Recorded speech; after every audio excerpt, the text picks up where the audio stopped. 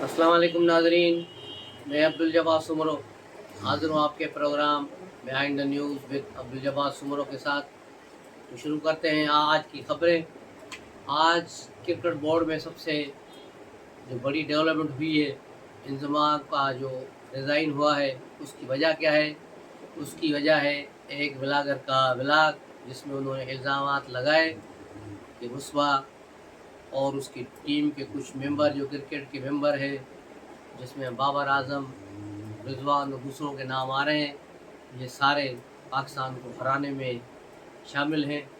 और इनकी एक ऑफशोर कंपनी है बरतानिया में, जिसके ये सारे मेंबर्स हैं और ये उसके डायरेक्टर है। इंतमाम का भाई भी उस कंपनी में है। और यूँ देखा जाए तो ये एक बड़ी सट्टा कंपनी की तरफ इशारा हो रहा है।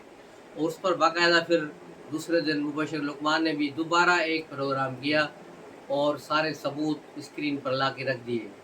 आप देख सकते हैं कल का मुबशिर लुकमान का ये प्रोग्राम, जिसमें सारे प्रूफ मौजूद है कि किस तरह उस कंपनी के हवाले से शेयर्स खरीदे गए हैं, उसमें पाकिस्तानी क्रिकेटर कौन कौन हैं। और उसके बाद ही चेयरमैन पीसीबी ज़का अशरफ ने एक कमेटी बनाई है 5 रुकनी, जो एक हफ्ते के अंदर अंदर तहकीकात करेगी। और उस कमेटी और इंक्वायरियाँ से बचने के लिए उसपा ने इंतमामुल हक ने सारी रिज़ाइन दे दिया और इस कमेटी के सामने अब वो पेश होगी। तो ये सूरत हाल क्रिकेट बोर्ड की। और इससे भी एक घनावी सूरत हाल और जो ब्लैक चेहरा पाकिस्तानी क्रिकेट टीम का सामने आया, वो ये है कि वो इंडिया जाते हुए रो रहे थे। आखिर रात उन्होंने इनकार कर दिया था कि हम वर्ल्ड कप खेलने भारत नहीं जाएंगे, क्योंकि पहले हमारा सैलरी बढ़ाई जाए। इस तरह ब्लैकमेल करके बोर्ड को रात के वक्त 1 बजे करीब ज़का अशरफ ऑफिस में आए। सारे इनके साथ मुज़ाकरात हुए और इनकी 200% तनख्वाहें बढ़ाई गई हैं। यानी जिनकी 40 लाख थी, उसकी 60 लाख कर दी गई है। 10 लाख वाले की 20 लाख कर दी गई है। और इस तरह सबकी सैलरियाँ बढ़ी हैं।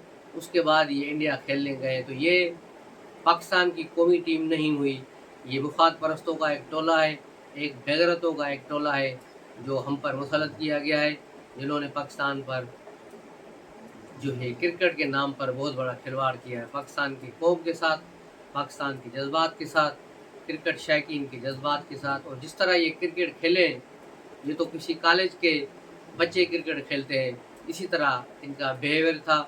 ये कोई कौमी क्रिकेट टीम नहीं थी और सिर्फ इनको अपना मुफाद था। और ये सारी सट्टेबाजियाँ और ये सारी चीज़ें, इनकी बिल्कुल तहकीकात होनी चाहिए। और जो मुलज़िम हैं, इसमें मुलव्वस हैं, जो इन सब को सख्त तरीन सज़ाएँ दी जाएँ और इन सब को क्रिकेट से निकाल दिया जाए। आपने देखा होगा कि इंग्लैंड की तारीख में भी एक ऐसा मौका आया था, जिस पर पूरी टीम को बाहर निकाल दिया गया था और उसकी जगह पर नई टीम इंजेक्ट की गई, जो आज तक खेल रही है। और आज तक इंग्लैंड की टीम उसके बाद अभी तक संभली नहीं। तो ये सारी सूरत हाल आई कि उन्होंने बाकायदा स्टैंड लिया। हमें भी ये स्टैंड लेना होगा पाकिस्तान को। और बाबर आजम और दूसरे ये मुनाफिक लोग जो क्रिकेट खेल रहे हैं, इन सब को सामने लाना होगा कि कौन कौन सट्टेबाजियों में और एक करप्ट जो है एक्टिविटीज़ में मुलव्वस है। तो ये थी क्रिकेट की खबरें। अब आते हैं इमरान खान के जेल की तरफ। कल उनके एक जो है वकील ने इमरान खान से मुलाकात के बाद प्रेस कॉन्फ्रेंस से बातें करते हुए, जिनका नाम आफ्ताब है, एक नया वकील निकल आया है। ये इमरान खान भी रोज़ वकील चेंज करते रहते हैं, क्योंकि इसको मुफ्त के वकील चाहिए।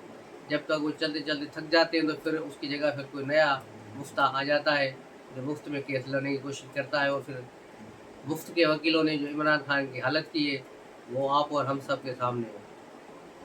तो इस मुफ्त के वकील ने कल वहाँ प्रेस से बातें करते हुए कहा कि इमरान खान ने कहा है मुझे और दूसरे वकीलों के सामने कि मुझे जेल में स्लो पॉइजन दिया जा रहा है, मुझे मारने की कोशिश की जा रही है। ये खौफ इमरान खान को क्यों है कि उसे मार दिया जाएगा, हालांकि वो यहाँ पर बड़ा सेफ है जेल में। कौन सी गवर्नमेंट चाहेगी? और कल तो बाकायदा उस वकील ने आयशा का भी नाम ले लिया कि आयशा की तरफ से उसे खतरा है। तो आयशा, पाक फौज हो गई, गवर्नमेंट हो गई, निगरान गवर्नमेंट हो गई, जेल इंतज़ामिया हो गई। कौन चाहेगा कि इतने हाई प्रोफाइल शख्स को कोई जेल में मारे ताकि गवर्नमेंट की बदनामी हो اور گورنمنٹ کے لیے ایک بہت بڑا مسئلہ ہو. تو یہ ایک احمقانہ سوچ ہے جس کا آج جواب آیا، اور رات 12 بجے کے بعد اڈیالہ جیل پر باقاعدہ کریک ڈاؤن ڈالا گیا اور باقاعدہ ہر ایک چیز کو دیکھا گیا اور مختلف لوگوں کو وہاں سے ہٹایا گیا ہے تاکہ عمران خان کے شک کو دور کیا جا سکے. اس کے علاوہ پھر اسی کے وکیل نے بھی اس بات کی تردید کر دی کہ نہیں، ایسی بات نہیں ہے، یہ زہر دینے والی بات سے اب اس کا وکیل بھی مکر گیا. تو یہ صورتحال وہاں کی، اور پنکی پیرنی نے پھر اسلام آباد ہائی کورٹ میں رولا ڈال دیا کہ عمران خان کو سہولتیں نہیں مل رہی، اسے سہولتیں دی جائیں، جیل میں سہولتیں دی جائیں. جبکہ جیل کے ذرائع نے آج بتایا ہے کہ عمران خان کے پاس 8 کمرے ہیں، یعنی 8 جو بیرکس اس کو دی گئی ہیں جہاں یہ واک بھی کرتا ہے. اسے ایک کمرے میں سائیکل کی ورزش کی مشین لگی ہوئی ہے، ایک کمرے میں وہ نہاتا دھوتا ہے، ایک کمرے میں سو رہا ہے، اور ایک کمرے میں اس کا باورچی اور دوسرا مشقتی ہے جو اس کے لیے الگ سے کھانا بناتے ہیں وہاں پر اس کے بیرک میں. تو اس طرح زہر دینے یا کسی اور تکلیف کا تو سوال ہی پیدا نہیں ہوتا. اور یہ بڑے مزے میں ہے، اتنا مزے میں تو یہ زمان پارک میں بھی نہیں تھا، اتنا محفوظ یہاں پر ہے، اتنا محفوظ یہ زمان پارک میں بھی نہیں تھا. اب یہ کہہ رہا ہے مجھے باہر کا کھانا دیا جائے، تو باہر کا کھانا اس کے لیے زیادہ رسکی ہے بجائے اندر کے کھانے کے. تو اب دیکھنا یہ کہ اسلام آباد ہائی کورٹ اس پر کیا حکم جاری کرتا ہے. دوسری طرف سائفر کیس میں بھی کل پیش رفت ہوئی اور 3 مزید گواہوں کو پیش کیا گیا تھا، اور اب اس میں مزید جو دیگر گواہ ہوں گے وہ اگلے ہفتے اس کیس کی سنوائی ہوگی، تو پھر دیکھا جائے گا کہ اور کتنے لوگ آتے ہیں، اور پھر ان پر کراس کوشچننگ جو ہے کی جائے گی عمران خان کے اپنے وکیل سے. اور اب شاہ محمود قریشی نے اپنا وکیل بدل لیا ہے. اس نے دیکھا کہ عمران خان کے مفت کے وکیل عمران خان کو مروائیں گے یا اس کو بچا کر مجھے مروا دیں گے، تو اب شاہ محمود قریشی نے اپنا ایک وکیل کر لیا ہے جس نے بھی انٹری دے دی ہے، اور وہ بھی اب جو ہے شاید وہ بجرا کریں گے. تو اس طرح یہ کیس بڑا دلچسپ ہو رہا ہے. دوسری طرف پی ٹی آئی والوں نے کر بڑا شور مچا دیا جو ٹویٹر پر کہ سائفر مل گیا ہے، سائفر مل گیا ہے، اور کیبنٹ ڈویژن کو مل گیا، اور کیبنٹ ڈویژن نے اسے بند لفافے میں ڈال کر فارن آفس کو پہنچا دیا ہے. اس طرح ایک صحافی نے بھی ٹویٹ کیا کہ ہاں سائفر مل گیا ہے، جس کی تصدیق ہو گئی ہے، لیکن بعد میں اسی صحافی نے پھر وہ ٹویٹ ڈیلیٹ کر دی. لیکن 2-4 ٹی وی چینلز پر جو عمران ٹو چینل ہیں ان پر یہ خبر چلتی رہی کہ عمران خان کا وہ گمشدہ سائفر مل گیا ہے. ایک نیا چینل چل رہا ہے، اس نے بھی یہ خبر بریک کی، اور کافی دیر تک وہ چلاتا رہا ہے اس خبر کو کہ عمران خان کا گمشدہ سائفر مل گیا ہے، لیکن سائفر ابھی تک کوئی نہیں ملا. اس کی تردید ہو چکی ہے کہ ایسا کوئی سائفر نہیں ملا. سائفر عمران خان کے پاس تھا جو عمران خان سے نکل کر امریکہ کے ایک ویب سائٹ کو پہنچ گیا جہاں سے اس کو ریلیز کیا گیا تھا، اور پوری دنیا نے دیکھا کہ اس سائفر میں کچھ بھی نہیں تھا، جس سائفر کی جھوٹی کہانی پی ٹی آئی والے عمران خان کے منہ سے سن کر پوری دنیا کو سناتے پھر رہے ہیں. تو یہ صورتحال رہی. دوسری طرف مسلم لیگ کے سربراہ میاں محمد نواز شریف نے کل 5-6 سال بعد اپنی پارٹی کا اجلاس کی صدارت کی اور وہاں بیٹھے. اس میں مختلف امور پر بھی تبادلہ خیال کیا گیا، مختلف کمیٹیاں بھی تشکیل دے دی گئی ہیں، اور 10 نومبر سے نواز شریف کے ملک گیر دوروں کا پلان بھی چاک آؤٹ کر دیا گیا ہے کہ وہاں 10 نومبر سے وہ ملک بھر کے دورے کریں گے. اس سلسلے میں ابھی ایک کمیٹی بھی تشکیل دے دی گئی ہے. اب وہ سندھ کی طرف کتنا آئیں گے اور کیا یہاں ہوگا، یہاں جو G D A, M Q M, F U J اور پی ایم ایل نون کا جو الائنس بننے جا رہا تھا وہ ابھی کٹائی میں پڑتا ہوا نظر آ رہا ہے. دوسری طرف پاکستان پیپلز پارٹی اپنے طور پر اپنی کوششیں تیز کر رہی ہے، اور بلاول بھٹو سے کراچی میں بلاول ہاؤس میں بلوچستان کے سابق وزیر اعلیٰ جام کمال اور ایک دیگر بلوچ رہنما مقصی نے ان سے ملاقات کی ہے، جس میں کئی سیاسی امور پر تبادلہ خیال کیا ہے. یاد رہے کہ یہی سابق وزیر اعلیٰ پہلے بھی پیپلز پارٹی میں شامل ہو گئے تھے، پھر اس کو چھوڑ کر پھر وہ مسلم لیگ نون کی طرف چلے گئے لاہور، اور اب دوبارہ پھر پیپلز پارٹی کی طرف آئے. تو اس کی بلوچ قوم کے جو لیڈر ہیں، یہ بی اے پی کے دوسرے لیڈر، ان کی کلا بازیاں جاری ہیں، اور ان کی کلا بازیاں انتخابات تک چلیں گی جب تک ان کو یقین ہو جائے کہ کون سی پارٹی اقتدار میں آئی ہے، تو پھر یہ اس کے پیچھے چلیں گی. تو یہ ہے صورتحال بلوچستان کی. اور کل اختر مینگل بھی بڑی خبروں کی چرچوں میں رہے. انہوں نے کل मिसिंग पर्सन के कैंपों में भी गए और वो फिर गवर्नमेंट से मुतालबा किया, निगरान गवर्नमेंट से, कि जो मिसिंग पर्सन है उनको रिहा कराया जाए, उनको बाजियाब कराया जाए। और कल वो एक टीवी चैनल पर भी, आज टीवी पर भी गालबन आसमा शिराजी को इंटरव्यू दे रहे थे, और एक दूसरे टीवी जो चैनल पर भी वो नज़र आए, और उनका यही मुतालबा चल रहा है। लेकिन ये जब इंतखाबात करीब होते हैं तो सब जमातों को अपने अपने मसाइल नज़र आते हैं। जिस तरह JIFA को अब सिंध में अमन मार्च की ज़रूरत पड़ गई है, MQM को कराची में जलसे निकालने की ज़रूरत पड़ गई है, तो ये सारी सूरत हाल चल रही है। और जमात इस्लामी फ़लस्तीन के नाम पर रैलियाँ करती फिर रही है, और ये सारी सियासी चालबाजियाँ हैं जो इंतखाबात के लिए आवाम को अपने साथ मिलाने की कोशिश है। दूसरी तरफ पीपल्स पार्टी ने भी जो कहा था कि PTI को भी इंतखाबात में हिस्सा लेने की इजाज़त होनी चाहिए। कल निगरान वज़ीर आज़म काकड़ ने भी कहा कि हाँ, इनको इस चीज़ की इजाज़त मिलनी चाहिए कि वो इंतखाबात में हिस्सा लें, और हम चाहते हैं कि भले PTI भी इसमें शामिल हो।